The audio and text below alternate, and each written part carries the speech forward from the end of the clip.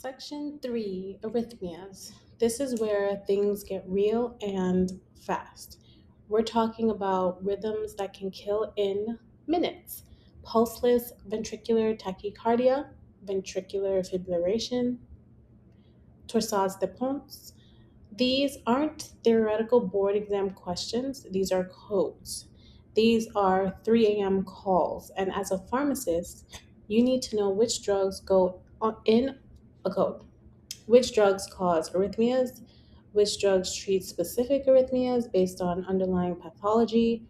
And when a defibrillator implant, an ICD, is the right answer instead of another antiarrhythmic. We're covering ACLS, drug algorithms, the Vaughan-Williams classification, and the ICD indication. This is good stuff.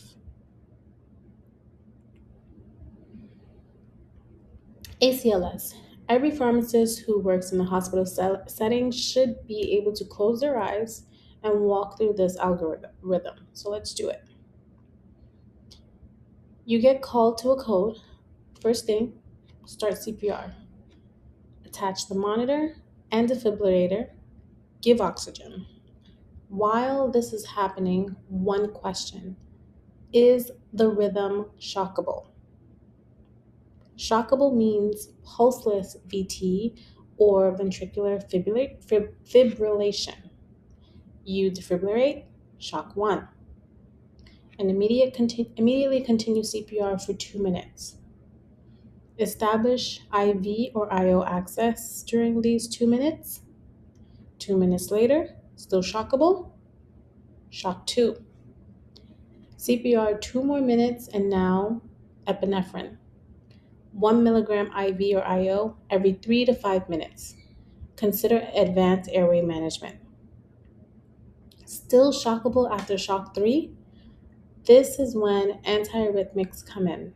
Amiodarone, 300 milligrams IV push in 20 milliliters of D5W or normal saline. Can repeat with 150 milligrams. If amiodarone isn't available, lidocaine, 1 to 1.5 milligrams per kilo IV push. Repeat 0.5 to 0.75 every 3 minutes, every 3 to 5 minutes, maximum 3 milligrams per kilo. Lidocaine is acceptable, but amiodarone has better data. Now, if it's a non-shockable or a PEA or asystole, CPR, epinephrine every 3 to 5 minutes, consider advanced airway, and treat reversible causes. The H's and the T's. Is the patient hypovolemic, hypovolemia, hypoxia, hydrogen ions, acidosis, hypokalemia or hyperkalemia, hypothermia, tension pneumo, tamponade, toxins, thrombosis, pulmonary or coronary. These are your reversible causes, and if you don't find and fix one, the patient is not coming back.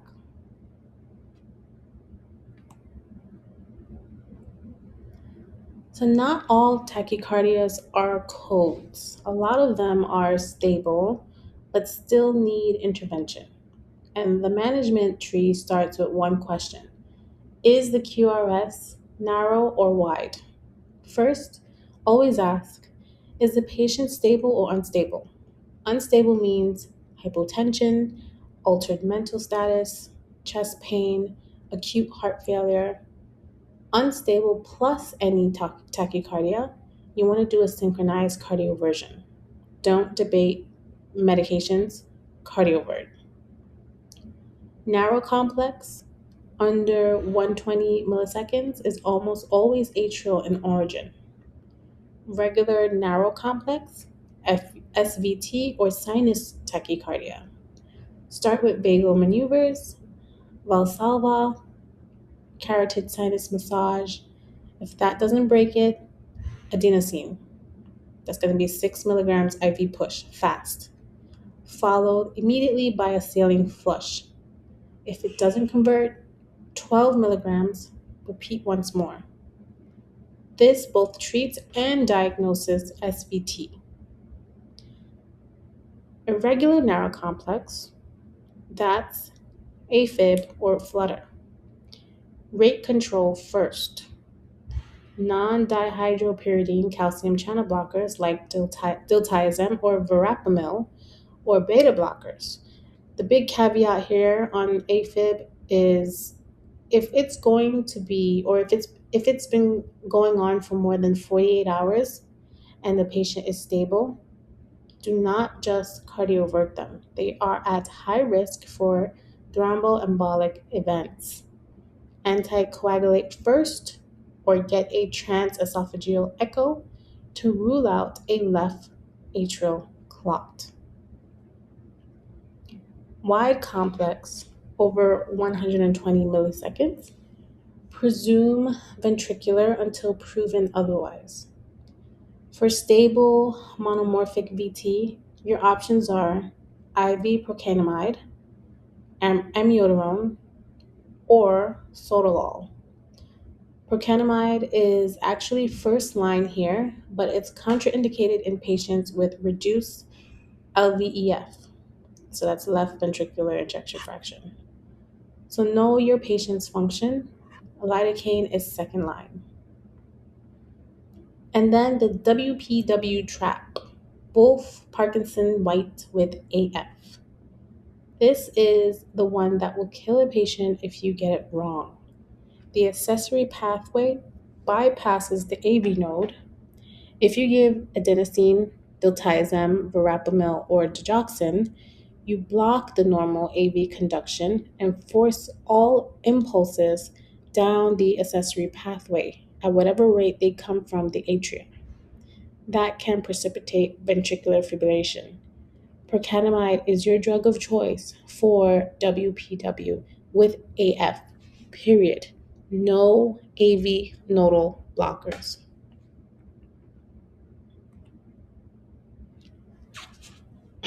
Now the Vaughan-Williams classification. The framework that organizes all antiarrhythmic drugs by mechanism, 6 classes, each with distinct electrophysiologic effects and clinical utility.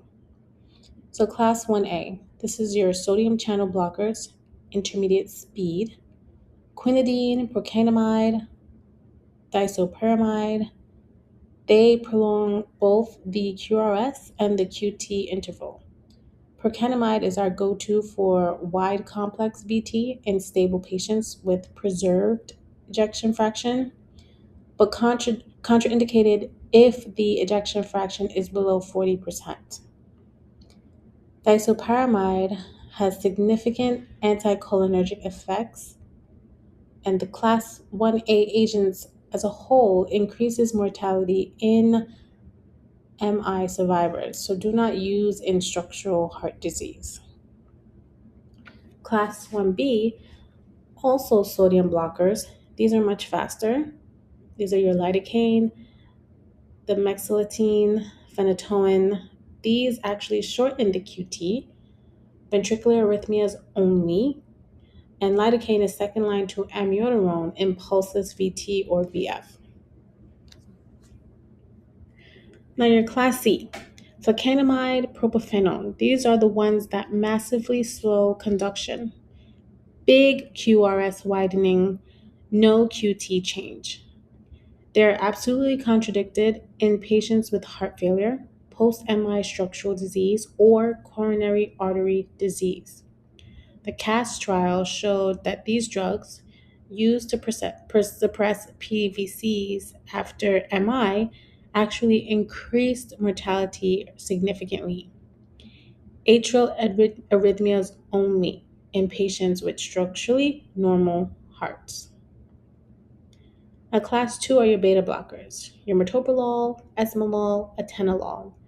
They slow AV nodal conduction, decrease heart rate. It's useful in both atrial and ventricular arrhythmias, the backbone of long-term antiarrhythmic management. Class 3, your potassium channel blockers, amiodarone, sotalol, defentilide, I don't know how to pronounce that one, ibutylide, dronedarone.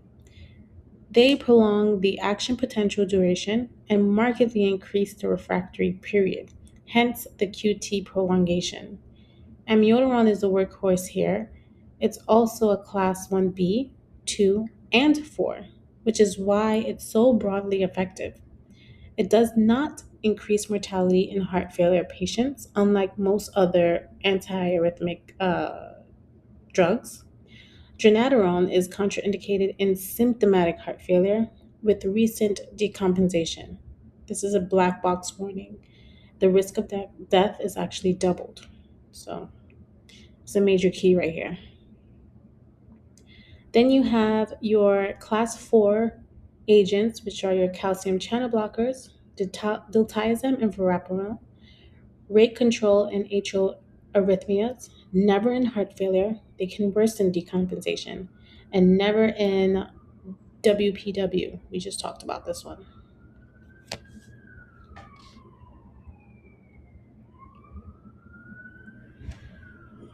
Now, when do you stop trying antiarrhythmics and plant a defibrillator in someone's chest instead?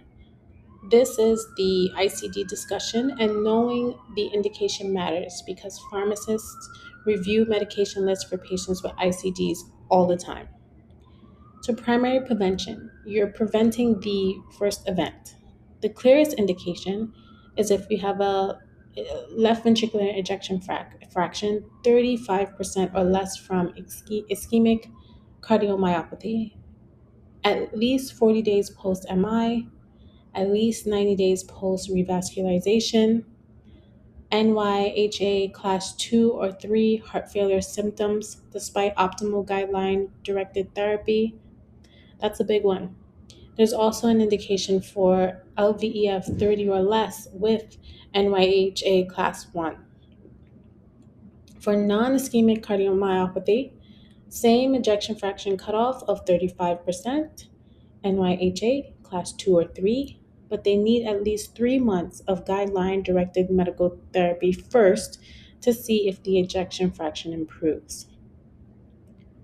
Secondary prevention, you've already had the event, you survived a resuscitated cardiac arrest, class 1A for ICD. Hemodynamically unstable VT with no reversible cause, ICD. Sustained VT with structural heart disease, ICD. They are not amiodarone situations. Amiodarone is not equivalent to ICD for secondary prevention. The AVID trial showed ICD significantly outperformed antiarrhythmic drug therapy. And on the medication side, beta blockers are the backbone of ICD management. Amiodarone can be added to reduce ICD firing frequency, what we call defibrillator storms, but it has no mortality benefit as monotherapy in this population. Sotalol is another option to reduce firing frequency, but it has proarrhythmic potential, especially with reduced ejection fraction or renal impairment. Okay, 5 arrhythmia keys to lock in. 1, unstable plus any arrhythmia equals synchronized cardioversion. Do not mess around with drug therapy when a patient is hemodynamically compromised. 2, ACLS for pulses VT or VF.